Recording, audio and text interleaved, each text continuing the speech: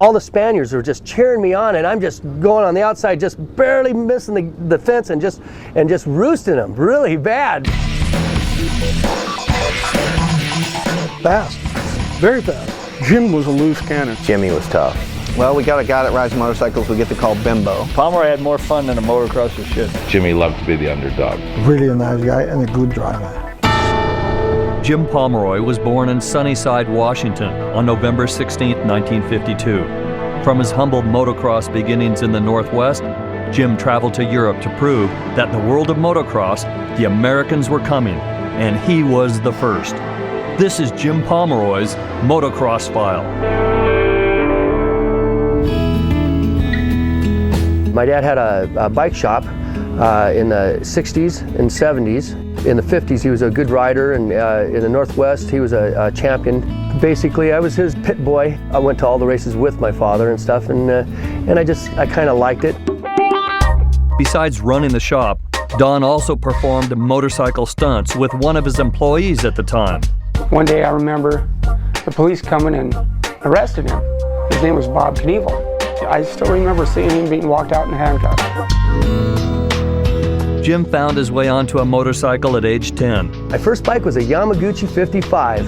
Couldn't touch the ground, but as soon as I could touch the foot pegs, he let me start riding. Jim loved racing and tried everything. Flat track, scrambles, trials, even hill climbs. Jim had to do it all. He couldn't, however, finish in the top spots to get a trophy. His dad found a way to build winning confidence in his young son. My very first trophy was my father bought for me. I didn't know that until like about 10 years ago. It kind of makes me wonder if Dad did that to me too.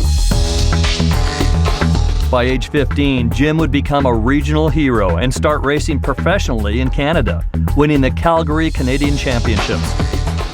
Racing on the flat track is far different than the motocross track.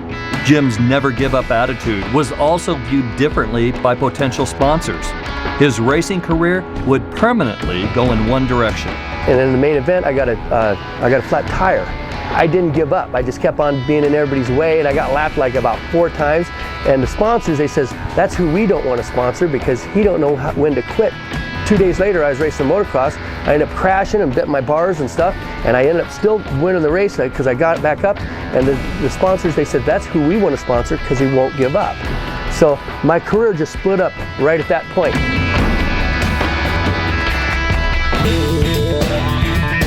(1971), and now legal to race professional with the AMA. The 18-year-old Pomeroy would show some other well-known pros how it's done at the Trans Am in Boise, Idaho. They had the biggest downhill you ever saw at a racetrack. I was sitting up on the top of it. I think I was with maybe Tom Rapp or DeSoto or somebody. And we were just kind of watching the Europeans' lines and watching everybody to kind of get a feel for the hill. Anyway, so this Bultaco guy comes around the corner, shifts up 2 times going down the hill. I go, watch this! This is gonna be great! Because he's gonna crash, he's gonna just end his brains out. And the guy makes the corner, you know, it's pretty far down, and now we're going, hey, the corner, how'd he do that? And that was Jim Pomeroy. That was the first time I saw him. Another racer, Gordy Oakes, would discover that the young and talented Pomeroy was available for his own sponsor, Terry Saxlin in Seattle. And I says, you know, Jimmy Pomeroy lost his ride. You want to help him out? So Terry says, absolutely, you send him over to me. We spoke with Jim about riding for us, and he didn't mind the travel from Eastern Washington to Western Washington. With his father's stern advice, Jim and his Bultaco would venture to California with Oakes to the first AMA National in 1972. Pomeroy could see that he could be a competitor. I took him to the Hangtown Classic at Plymouth, California. In the second moto, he was leading and broke a wheel. And so that put him out for the day. But on the way home, Jimmy kept telling me, Gordy, I think I should have won. I think I should have won. If my bike would have stayed together, I says, I think so too. With his growing success, Bultaco wanted Pomeroy to get some European experience to compete in the 1973 AMA Nationals in the U.S. They would send the young Pomeroy to Europe to hone his skills.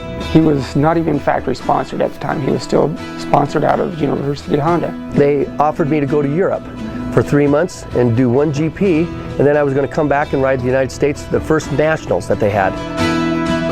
By April of 1973, Jim Pomeroy had been training with Marcel Wirtz in Belgium for 2 months for the Bultaco factory and was ready to come home. His competitive nature, however, would not allow an opportunity to pass him up.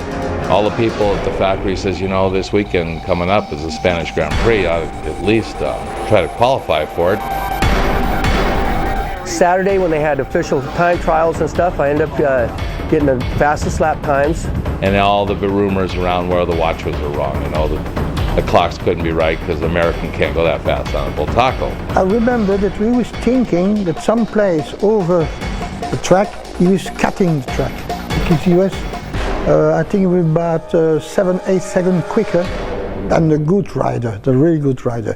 That was so quick, and no, it's not possible. With nothing at stake, the timid American Pomeroy and his Spanish Bultaco took off in the first moto. No one realized they were watching history being made. And there was like 150,000 people. And all along the fence line and stuff, it was so amazing. But he was nervous. He was the first GP, you know. He didn't know whether he should stay in third or follow these guys around or do what. So the second lap, he used his own line on the downhill and passed them both. All the Spaniards were just cheering me on, and I'm just going on the outside, just barely missing the fence and just roosting them really bad, just peppering them and stuff. And they were just loving it. He continued one more lap, and he was so crazy, making everything, going on the back wheel, going on the front wheel. With his history-making first moto win, Pomeroy knew this was his day. He would still have to get through the next moto to seal his destiny. And when I came off the track and stuff, I was just mobbed by all sorts of press and people, and I mean, there was all around me. I couldn't even see where my motorcycle was, and I didn't want anybody to touch it. I look over, my bike is in total pieces. I got real upset. I went over there, I was so mad. They're messing with the clutch, putting tires, doing all this stuff, and I said everything was perfect, don't touch nothing. Second moto, I go out there, my clutch slipped so bad, I got a real bad start. I was in about third place at the time. I ended up falling, got back up again, and I ended up catching up, and I got right into fourth place. I finished fourth that moto. Confusion by race officials in tallying points, however, would deny Pomeroy the first place trophy for his monumental win. They gave first place to Heinz Meisch. He ended up getting a second and a third, which was like 5 points, and I got a fourth and a first, which was 5 points. But in the GP points, I was one more point than him. So I was leading the world championship. So I had actually won the race. Heinz Meisch had already taken the trophy and wouldn't give it back. So Jimmy really won his most famous race and never had a trophy for it. Jim's monumental win in Spain on that Sunday in April of 1973 would change his career forever. He just shocked everybody. He became an instant national hero. Both nations. Pomeroy goes over there, the first race he ever raced in Europe, and wins a Grand Prix. I mean, that was huge. I mean, it was so premature, it probably stunned Jim. I think they thought it was a fluke, but it was history. It was a great, he was doing it on a motorcycle that was actually, substandard. It was a big boost for American confidence, and you could see American guys going, if Pomeroy can do it, I can do it.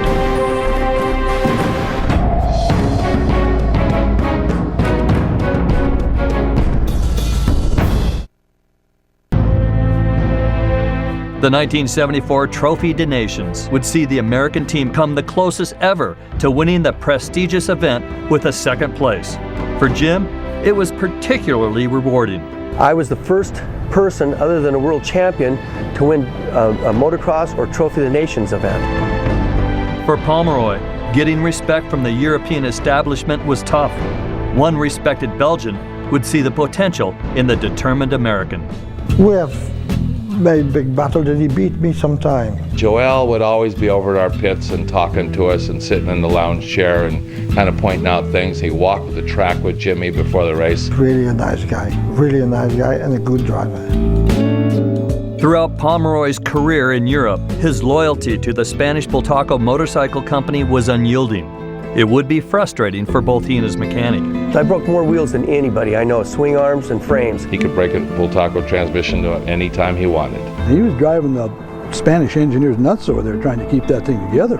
We always talked about should we or shouldn't we, be on other equipment. Jimmy would say, absolutely not. We're going to stick this thing out. There was a sense of family with Bull-Taco. By the end of 1975, Jim had suffered a knee injury, and early in 1976, Dave McCoy from Mammoth Mountain had got him into the best shape of his life.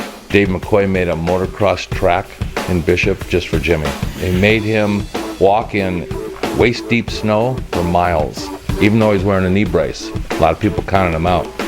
But he was a different Jim Pomeroy in 1976. He would finish the 1976 season 4th overall in the world in the 250cc class, despite continued mechanical problems. He'd be leading the race and ready for the overall and break down. A wheel, a frame, a swing arm. We'd have been world champions that year if we could have just kept transmissions in the bike. Jim Pomeroy was loyal and helpful to everyone, almost to a fault. There was no other, including himself, that he wanted to see succeed as much as his younger brother, Ron. He's been actually like a real teammate for me. We've been really good with each other when we did all the races. Jimmy and Ronnie were running second and third. Jimmy was so proud, and he kept reaching his hand in the back, showing Ronnie which line to take. And then Jimmy would wait for him, and tell him to come along. And I was getting a little upset putting on the board, forget about Ronnie, think about the leader. Even if we just had one spare work part or a cylinder, Jimmy would make sure Ronnie had it. The race for improved motocross technology was fierce, and the Japanese were winning. It was time for a change if Pomeroy was going to get his world title. And I pushed Jimmy hard, saying, look, we're not getting any younger. The competition's getting stronger, and I believe we can win a world championship on the Honda that they're making right now. Well, Honda approached me, and they just offered me a contract that I couldn't refuse, basically. At that time, I was the highest paid rider in America. I was $50,000 to sign the dotted line. Honda promised us that if we signed with them, we could chase the 250cc World Championship. Those are brutal motorcycles. They were brutes. They were big, physically big, powerful motorcycles. And Jimmy, being a 6'2" and a very strong kid, was an absolute natural for that bike. He pulled over after 3 laps and said, you know what, we can win a world championship with this motorcycle.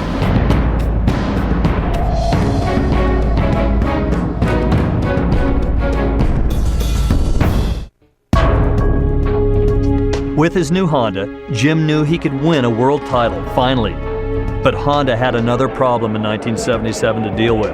It was in the United States, and Jim Pomeroy was the only guy who could fix it. I still had a lot of interest in the World Championship at the time. Unfortunately, when we did sign, Honda kind of went back on their word at the time because they wanted somebody to compete against Yamaha, and that Yamaha person was Bob Hanna. They were looking for anybody to race Bob. Hanna was coming into his own, and it could put the kibosh on anybody really stealing the limelight. It was a corporate decision to keep Jimmy in America for 1 year and compete against Yamaha. Frustrated he wasn't going to Europe with his dream machine, Pomeroy knuckled down in 1977, paying his dues for the Japanese company. He would finish second in the Supercross Series to Bob Hanna and third overall in the 250cc Outdoor Series. I remember one Supercross, and we were going back and forth, and he led into the last corner and killed his engine, and I went by and I won. I remember that race, and I thought it was funny. He didn't. When Bob Hanna won 32 straight, Pomeroy got 32 seconds. The 1977 USGP at Carlsbad would see another first for an American. Pomeroy would prove to Honda he was worthy of a GP ride. The 2-minute warning came up, and I was holding the watch for Jimmy, and I remember saying, if you want to race 500cc World Championships against Brad, now's the time to show the world you can do it. Within a lap, he had the lead. He had that track wired. And once again, it was on the downhills.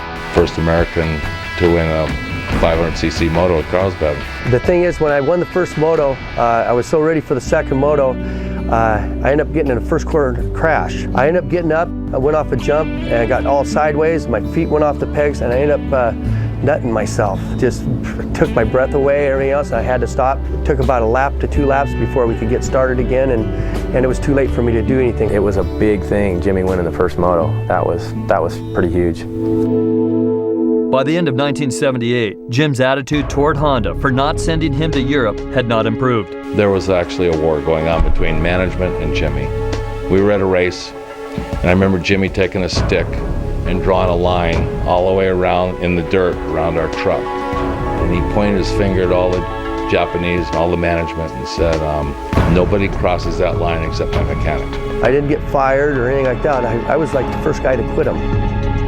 With his Honda ride behind him in 1979, Jim found KTM willing to give him a chance at his world title. However, he wouldn't even make it to the first GP. When I went back to Europe, I almost went with KTM, and I got stopped when I left the factory, and I got talked back into going with Bultaco. I knew the engineers, I knew the mechanics. They promised me the world, things were going really well. He would only get a few months into the season when the troubled Spanish company closed its doors.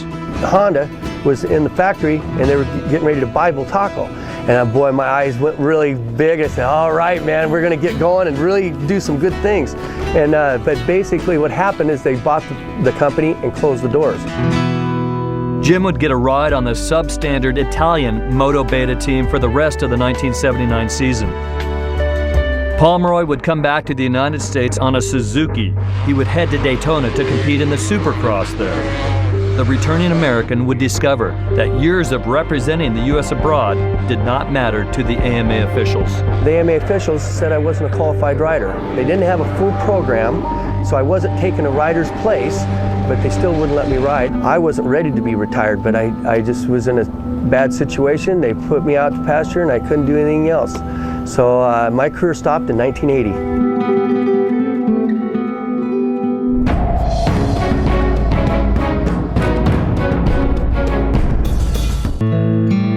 After representing the United States on the international motocross circuit for 7 years, Jim Pomeroy retired from professional racing.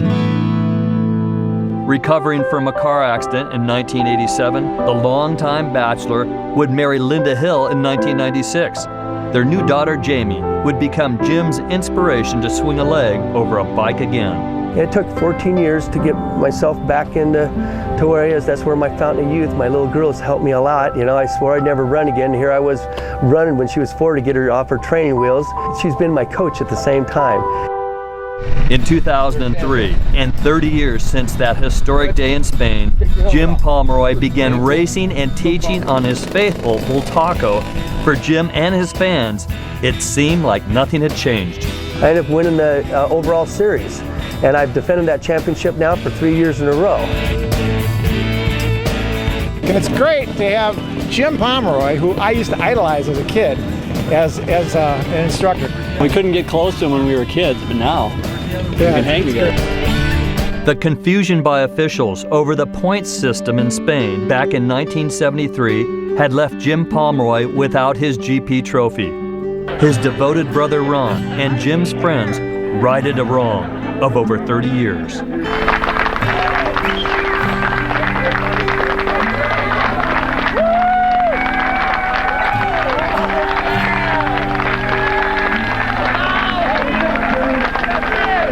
That was the best thing I could do for my brother, because he had done so much for me.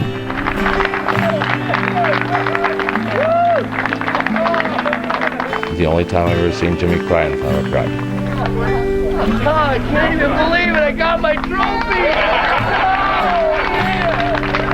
It was just a great thrill to see him speechless. My brother speechless. Jim Pomeroy was the first American for the sport of motocross in many ways, and not only from his results on the track. His devotion and warm personality off the track made him first in the hearts of fans, friends, and family alike. Jim always had something funny to say. You couldn't talk to Jimmy for more than a couple minutes without breaking out into some sort of a laugh. You know, his race weekend ended early, usually from some mechanical problem, and when things were going right and his bike was all together, he was a tough competitor. The first American to beat the Europeans on their own ground. They gave us an education here year after year, and Jim was really the first one to give it back to him. He proved to all America that we are capable, that we can be the best in the world. He was so nice with everybody, friendly with everybody, that he never have problem, never.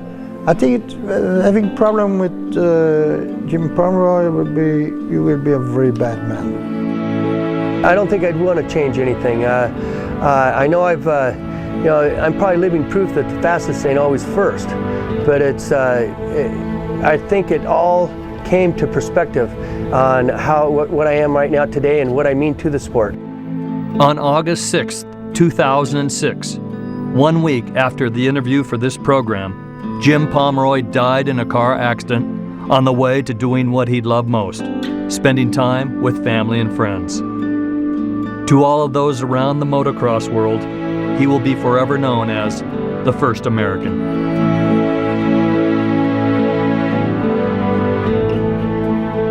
My father used to nickname everybody, and he nicknamed my brother Bimbo. I'm not even sure why.